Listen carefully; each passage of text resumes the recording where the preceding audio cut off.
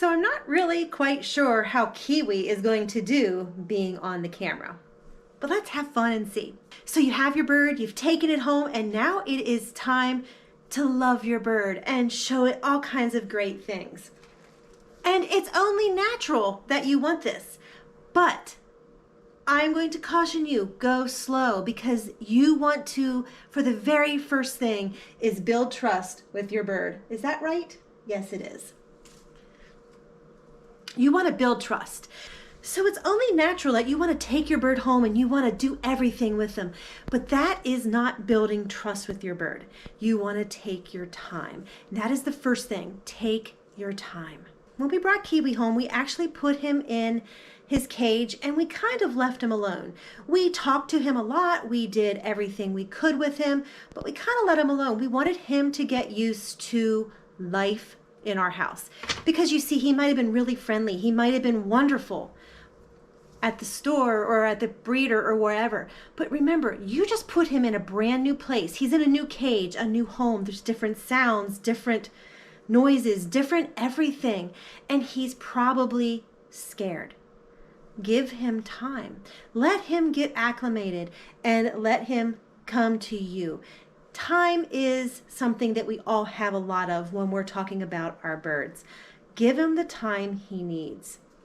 Interact with him. Give him the time he needs, but let him do it on his terms. Let him come to you. Let him decide when he wants to take that next step. Because by giving him the time and giving him the control of when he comes to you, you're letting him decide, and that's giving him control and letting him build trust. Now, your bird may settle in really quickly, and that is awesome if he does. But in some cases, your bird might actually need a little bit more time. And what I'm going to say is listen to your bird's cues, your actions, and listen to what the breeder said when you bought the bird. Because you see, you need to tailor his first weeks in your house according to the bird. Now, when we bought Kiwi, they told us that he was afraid of fingers. And so we tailored his first couple days after that. The very worst thing we could have done when we first got Kiwi would have been to throw our hands in the cage and try to touch him and pet him and move him, because that would just be reinforcing his fear, and we did not want that. We wanted to reinforce and build trust. So I started to go in every day, a couple times a day, and I would feed him food through the bar.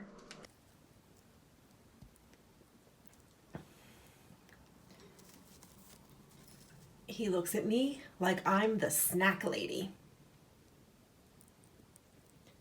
Sure, he had food in his bowls, but I would actually give him treats through the bar. And very early on, we found out what one of his favorite treats was, and that is, of course, Kiwi.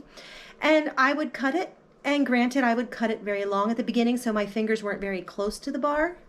So my fingers were safe, and he was safe from my fingers, but he was still able to learn that fingers are a good thing. And we kind of just did that for a couple days, just treats through the bar to show him that our fingers are good. At the very beginning, my treats were cut in long strips, but as time went by, I actually started cutting the strips shorter and shorter and moved my fingers closer.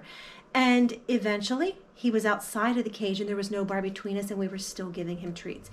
It is still a process for him to learn that fingers are not bad, but he's doing really good. There was another added bonus to putting the snacks through the bars, and that was all for me because, you see, I had never been around a bird. Every time he was near me and he would make a noise, I would startle and I would move, and I'm like, is he okay? What's he doing? What's he doing? And it scared me to death. So for me to actually become the snack lady was a good thing because it helped me get comfortable with the bird and the bird get comfortable with me, because I knew from talking to Jason and from reading that any ounce of energy and nervousness that I have was going to translate right to this bird. And by translating right to the bird, it was going to undermine any ounce of trust that we were building.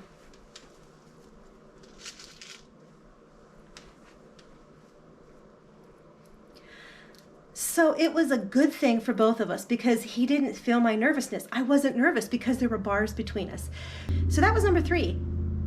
Calm. Be calm around the bird. So he builds and senses that calmness, and so that he actually can infuse himself with the calmness. Now, during the time that we were letting him lead the way with how much interaction he wanted, and obviously he wants a lot tonight, we were talking to him constantly. We were giving him as much as he was willing to take.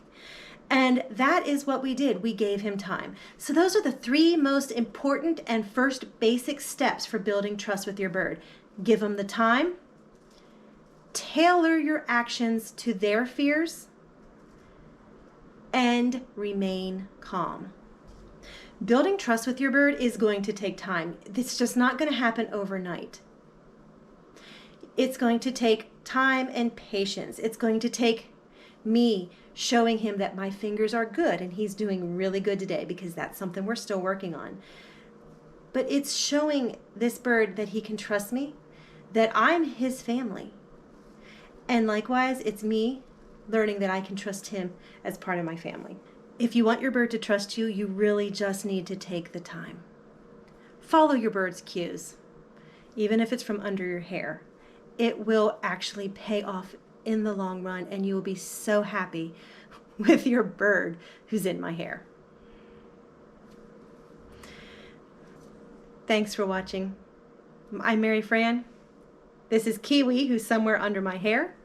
He's our high red Green Cheek Conure, and we are so very happy that you watched with us today. There was another added bonus to...